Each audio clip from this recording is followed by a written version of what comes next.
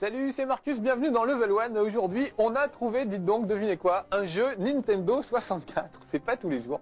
Je suis extrêmement triste pour tous ceux qui ont acheté une Nintendo 64, dont moi-même. Mais il y a 4 jeux qui se battent en duel dans les rayons. Vous avez vu qu'il n'y en a pas beaucoup. Donc aujourd'hui, on a pris Lode Runner 3D. C'est un vieux jeu. J'y jouais en 1980 sur mon Apple II, 2C même. Vraiment, ça ne nous rajeunit pas. Tiens, d'ailleurs, on verra des images tout à l'heure du jeu d'époque. Ils l'ont refait en 3D. C'est un jeu de plateforme qui était peut-être le meilleur jeu de plateforme de l'époque parce qu'il avait des spécificités vraiment géniales qu'on va un peu redécouvrir ici. Allez, tout de suite, on démarre. C'est parti, start. Regardez, je peux choisir la planète sur laquelle je commence. Enfin, je peux pas choisir parce que comme je commence tout juste, je n'ai droit qu'à une seule planète pour le moment. Mais sur cette planète, vous allez voir qu'il y a plusieurs niveaux. Allez, on part tout de suite dans l'espace. Alors vous allez voir que c'est du jeu de plateforme avec un principe qui est vraiment génial, c'est que le héros ne peut pas sauter et il ne peut pas non plus tuer des monstres. Donc ça, enfin, il peut pas les tuer directement. Allez, on va commencer par ça. Regardez, il y a écrit Level 1. Merci les gars d'avoir fait ça. C'est sympa. Non, c'est juste le premier niveau, c'est tout. Et ils appellent ça le calme avant la tempête parce que c'est le niveau qui vous permet de se familiariser avec les règles du jeu au début. Donc au début, très basique, il n'y a même pas de monstre qui vous attaque. Tout va bien. Voilà le héros. Alors regardez, le principe du jeu, c'est tout simple. C'est de récupérer ces espèces de machins qui tournent et qui sont en or. Donc il faut récupérer de l'or dans chaque niveau. Alors c'est de la 3D, je peux zoomer quand je veux. Si je veux, je peux tourner autour du niveau. Ça permet d'avoir un peu une vue d'ensemble du niveau. Regardez, c'est pas mal.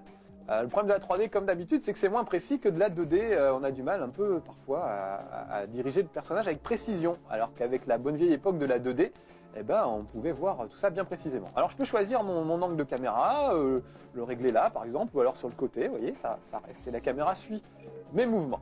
Donc, je vous disais, il ne peut pas sauter, le bonhomme. Il peut descendre, mais par exemple, je peux pas remonter, vous voyez. Il n'y a pas de bouton qui me permette de sauter.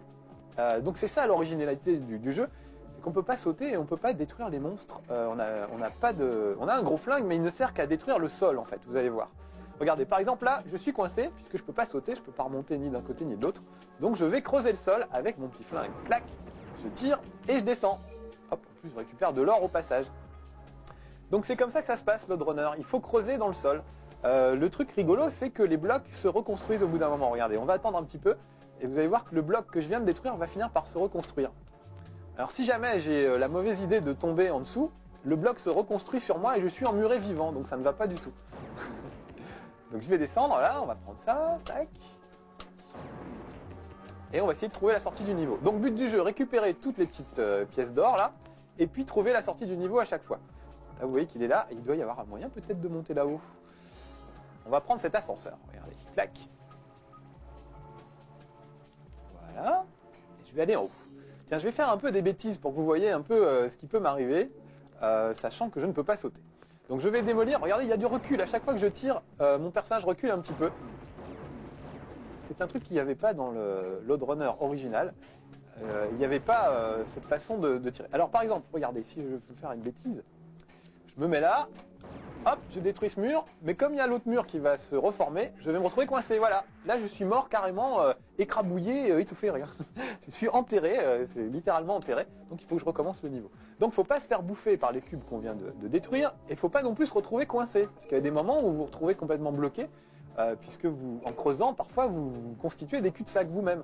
Donc, il faut pas se faire piéger, et c'est tout l'intérêt du jeu, en fait. Hop, je vais descendre au milieu. Pile poil au milieu. Tac, je zoome sur le personnage. Alors, on peut zoomer au maximum, vous voyez là on voit plus grand chose. Donc ça sert pas de zoomer autant, il vaut mieux prendre un peu de recul pour avoir une bonne vue d'ensemble, même si du coup le personnage se perd un peu. Voilà, on va monter donc à l'étage.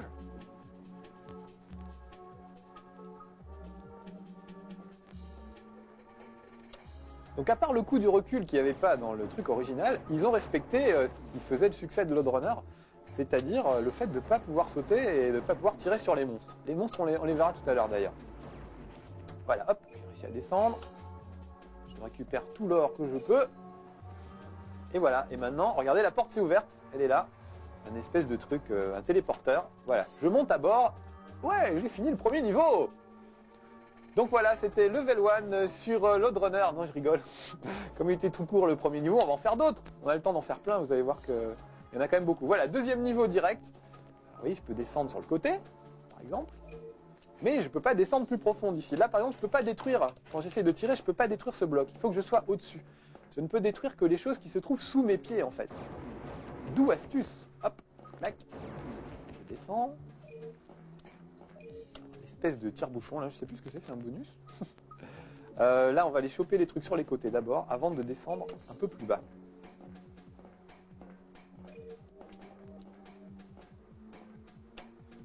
Alors, par exemple, là, si je fais mal les choses, vous voyez, je suis obligé de faire le tour. Ah, peut-être me faire enfermer.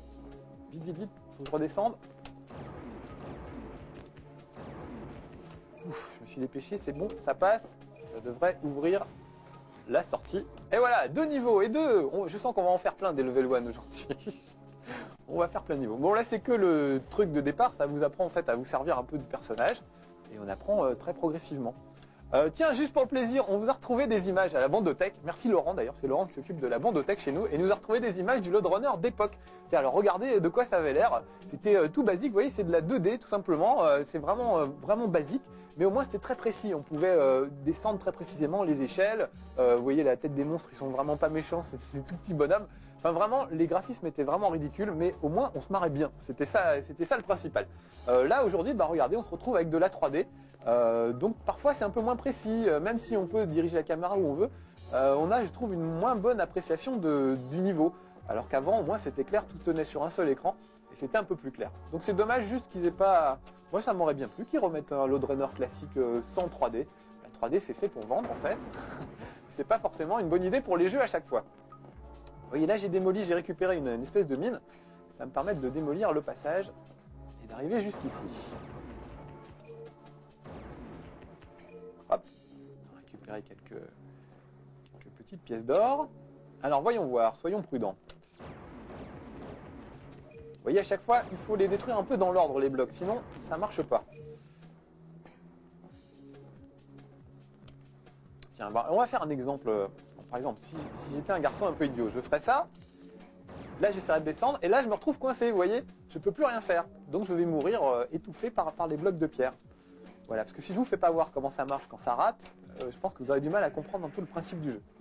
Donc, vous voyez, il faut être malin en fait. D'habitude, les jeux de plateforme, il faut être rapide et agile. Là, il faut surtout être malin. Il y a des moments où effectivement il faut courir et faire plein de trucs, mais la base de Loadrunner, c'est de vraiment réfléchir à ce qu'il faut faire et de bien mémoriser chaque tableau de façon à pouvoir ensuite faire au mieux, quoi. Tiens, parce que je parle, je réfléchis en même temps à ce que je vais faire. Vous avez vu qu'il y avait un truc qui est en hauteur là, donc je peux pas sauter, donc pas question de grimper par là. De toute façon, ça va être de passer par là. Donc hop, je dépose ma petite mine, je m'écarte pour pas être pris par le souffle de l'explosion. Hop, et je vais monter récupérer un diamant. Ça me fera un petit bonus. Je détruis ça, hop, tac, on va continuer par là. Hop là, attendre que ça pète. Et ce coup-ci, je vais essayer de finir le niveau bien. Ça changera un petit peu. Alors je vous le disais au début, il n'y a pas beaucoup de jeux sur Nintendo 64, ce qui est vraiment dommage, c'était quand même une bonne machine. Ça fait aussi pitié, vous avez vu quand même l'intro du jeu. Ça fait quand même mal d'avoir une console 64 bits pour faire des intros pareils, c'est quand même assez lamentable. Mais bon, voilà, au moins on a un jeu de plateforme, ce qui n'est pas si courant sur Nintendo 64. Ils sont tous en 3D, genre Banjo et Kazooie et tout ça, et du coup on perd un peu l'essence même du jeu de plateforme, qui est de cavaler, de flinguer des monstres, et surtout de réfléchir un peu à ce qu'on fait, et de s'habituer à chaque niveau, pour pouvoir, une fois qu'on connaît un niveau par cœur, arriver à s'en sortir vivant. Et c'est vrai que maintenant la tendance est plutôt à la 3D, et je trouve que la 3D c'est vachement moins stratégique que la 2D. Oh, il est content de sortir, petit costume de cosmonaute ridicule. Ah, il est très fier de lui. Allez, on passe au niveau suivant. On en est à quoi là? 3, 4. On vous gâte aujourd'hui, vraiment, hein, décidément. En plus, on avait décidé de rallonger la durée des level 1 pour vous faire plaisir. Donc, il va falloir que je tienne 15 minutes avec ce jeu. Ah, je me suis fait tuer. Tiens, voilà un monstre, justement. Alors, voilà l'image qui montre que je me suis fait buter par un monstre. 2 monstres, regardez, ils m'emmènent. Bon. Alors, je recommence et ce coup-ci, je vais être un petit peu prudent. Donc, ce qu'il faut faire au début de chaque niveau, pour le moment, c'était fastoche, c'est bien étudier le niveau pour voir un peu la forme qu'il a, par où on va pouvoir passer, et les erreurs à éviter, comme par exemple se précipiter sous un monstre comme je viens de le faire. Alors il y a une façon de se débarrasser des monstres, c'est de creuser des pièges sous leurs pas. Regardez, il arrive vers moi, hop, je creuse un piège, il va tomber dedans et je vais pouvoir lui marcher sur la tête. En plus vous avez vu qu'il avait un peu d'or avec lui, ce qui fait que j'ai pu lui prendre l'or qu'il trimballait. Donc il faut aussi se débarrasser des monstres, il va pas tarder à revenir.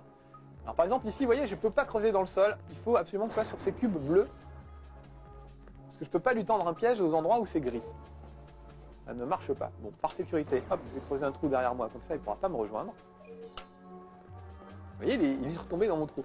Alors si on fait plusieurs trous, le monstre ressaute d'un trou à l'autre, et il finit par être lui-même écrasé par le trou. Alors par contre, il faut faire gaffe, des fois ils réapparaissent à des endroits qui ne sont pas forcément les meilleurs. Regardez, voilà, hop, il a été écrasé, et évidemment, il apparaît comme un lâche juste derrière moi. Donc ça, c'est toujours rigolo de pouvoir leur marcher sur la tête au monstre. Hop, je vais redescendre. Vous avez vu, le recul m'a fait tomber là, carrément. Bon, normalement, j'ai ouvert la sortie, donc j'ai plus qu'à y aller. Et je pense qu'il va réapparaître là. Oh, vite, vite, vite, vite. On se dépêche. Clac. Un niveau de plus. Donc il faut arriver à jouer comme ça avec les monstres. Essayer de les enterrer un petit peu. Là, il n'y en a qu'un seul, mais il y a des moments où il y en a 3-4. Donc il faut vraiment réfléchir et réagir super vite pour creuser des trous pour qu'ils tombent juste devant. Il ne faut pas creuser les trous trop tôt. Enregistrer la partie, oui. Il ne faut pas creuser les trous trop tôt parce que sinon ils risquent de mourir dans le trou. Et du coup, ils vous réapparaissent dans le dos. Et ben voilà, j'ai fini le premier, le calme avant la tempête. C'était le nom de ce groupe de niveaux. Je l'ai fini, donc je vais pouvoir retourner au niveau suivant. J'aurais pu aller directement, regardez, il y a d'autres niveaux. Hein. J'aurais pu aller directement un peu plus loin. Carrément même jusqu'à des niveaux très élevés où ça devient très très difficile. Mais comme je suis pas courageux, et puis que l'idée de toute façon c'est de vous montrer à chaque fois le début des jeux et non pas la fin, et ben voilà, on va aller voir un truc, ça se complique. Voilà, on va y aller calmement au début. Allez, toujours le premier niveau de ça se complique. Après vous pouvez retourner dans des niveaux que vous avez déjà visités. Si ça vous dit de vous entraîner, vous pouvez toujours le faire. Il n'y a pas beaucoup de séquences cinématiques, il y en avait une au début. Après quand on voit le niveau de la séquence cinématique du début, on se dit que c'est pas plus mal qu'il y en ait qu'une. Vous voyez, là, il y a carrément des petits téléporteurs. Donc, ils ont ajouté des petites choses comme ça qu'il n'y avait pas du tout dans l'épisode d'origine, évidemment. Au début, il y avait juste des échelles. En 1982, quand j'avais mon Apple II, il n'y avait guère que des échelles et des monstres sur lesquels on pouvait marcher, et c'est tout. Là, il y a un peu de tout. Il y a des téléporteurs, il y a des tas de trucs. Là, je vais creuser mon trou par là-bas. Creuser un trou derrière pour pas que le monstre me rejoigne. Je pose ma petite mine là, j'espère que je vais pas me faire écrabouiller entre temps. Vite, vite, vite, c'est en train de se reformer. Ah voilà, écrabouillé. Donc vous avez vu, il faut aller très vite là. Là, ça commence à devenir un peu plus difficile. Il faut réagir vite et bien réfléchir à ce qu'on va faire. Quand je vous disais que je creusais pas le trou tout de suite, c'était pour pas me faire gauler par le monstre. Allez hop, encore un petit coup, on va aller chercher la mine qui se trouve de l'autre côté. Regardez, il est beau. Je sais pas comment il s'appelle, tiens d'ailleurs, le héros. Petit costume de cosmonaute. Clac, je rafle la mine, je vais rapprocher un peu ma caméra parce que là, c'est pas super pratique. Donc là, il faut que je fasse gaffe à ce monstre qui est quand même à l'autre bout du couloir. C'est pas très bien ce que j'ai fait là. Parce que là, il va en sortir. Je vais plutôt l'attirer un peu plus loin. sera plus prudent. Voilà, hop. Je passe en vitesse, en espérant qu'il ne pourra pas me poursuivre. Clac, je descends, je lâche ma mine, je recule. Attention, recule. Ah, le voilà, le voilà, le voilà. Ouf, super. J'avais eu peur d'être, j'ai eu peur d'être soufflé par le blast de l'explosion, mais apparemment ça s'est plutôt bien passé. Et vous avez vu que c'était limite. C'est une question de timing. Donc voilà, dans l'idée de ce jeu, c'est à chaque fois d'arriver à faire les trucs juste dans les temps, et des fois c'est à 2 secondes près. Donc ça c'est plutôt marrant. Bon, là vous avez vu qu'il y a un monstre qui est caché juste derrière. Il croit qu'on le voit pas. Et je le vois moi. Donc ça veut dire que si je descends là, je vais me faire bouffer. Donc réfléchissons à une solution. Là je vais revenir à mon point de départ, c'est pas une bonne idée. Donc ce qu'on va faire, c'est qu'on va essayer de coller ce monstre. On va essayer de le tuer en le laissant s'enfermer tout seul dans les blocs de pierre. Voilà, ça se reforme tout doucement. Parce que le monstre vous suit toujours, ils ont une intelligence très très limitée, ils vous suivent automatiquement. Ah, vous voyez, ça n'a pas marché mon truc. Alors, comment je pourrais faire pour que ça marche un peu mieux? On va quand même la tirer par là. Peut-être encore un peu plus même. Voilà, clac. Et on va prendre cette petite plateforme pour faire le tour. Vite, vite, vite, vite, vite. Faut que j'arrive juste avant lui. Vous avez vu, il s'est retrouvé bloqué. Ah, le voilà, vite. Pas le temps de discuter, je me sauve. Vous avez vu comment ça a marché, j'ai pas eu le temps de commenter ce qui s'est passé, mais en tout cas, il a été bloqué par les pierres qui étaient en train de se reformer juste devant lui. Donc voilà, faut réfléchir un peu, ça change un peu des jeux de plateforme où on tire sur tout ce qui bouge, on saute dans tous les sens. Là, encore une fois, pas question de sauter, pas question de tirer, si ce n'est sur le sol. Donc voilà, faut être un peu malin. Donc j'aime bien ce principe en fait, je le trouve assez sympa. Alors peut-être que vous, ça vous plaira pas du tout, vous êtes peut-être des fans d'action, et vous préférez faire un truc plus classique, mais en tout cas, le principe de Loadrunner 3D est quand même pas mal.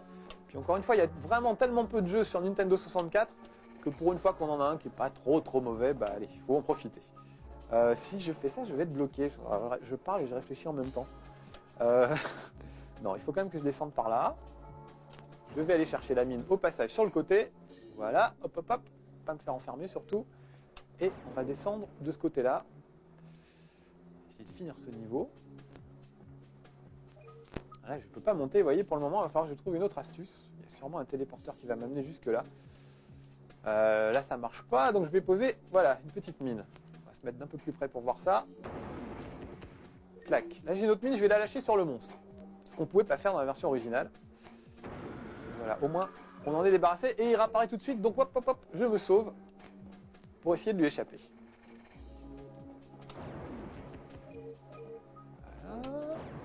Non, ça servait à rien. Vous voyez, là j'ai fait une petite bêtise, je peux plus avancer. Je suis obligé d'attendre que le mur se reforme en fait. Mais en même temps, qu'est-ce que j'aurais pu faire si je ne voulais pas faire de bêtises? Ah, je suis coincé. Je suis coincé puisque mon truc décolle pas. Bon bah voilà, va falloir que je trouve une astuce.